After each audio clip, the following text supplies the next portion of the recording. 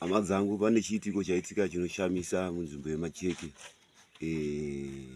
Semufananidzo wamuri kuona uyu, munhu amuka ari padhoo revanhu. Mushure mekunge pane urwere hwemwana huri pamba ipapo.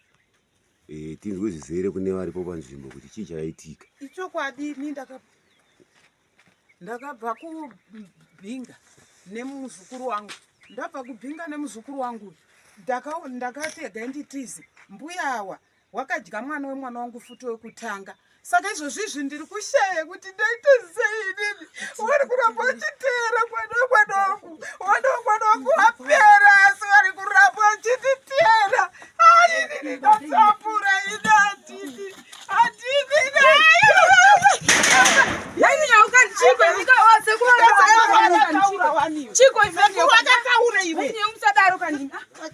zvizere tibvunze kune vamwe vari panzvimbo, vagari panzvimbo mutiudze kuti zvanyatsofamba sei. Chokwadi mwana uyu mama wandakazovati uyai naye kuno handinonge ndambotaurira vanhu vemunzvimbo kuti ndo zvaiitika. Saka paakauya mwana uyu mama wangu ane hoko yavo kubva naye pasekuru ibere dzvuku. Saka pawakasvika panapa mbuya wati kutomuka makuseni tiri kuona wamuka uri panapa mwana wekutanga akadyiwa. Saka handisi kuziva kuti chii izvezvi wateera futi tikutofuma tiri kuona vari panapa. ndati pana sekuru ini ndabva kwavari vandituma kuti ndoendoone chitiko chakadai ichi.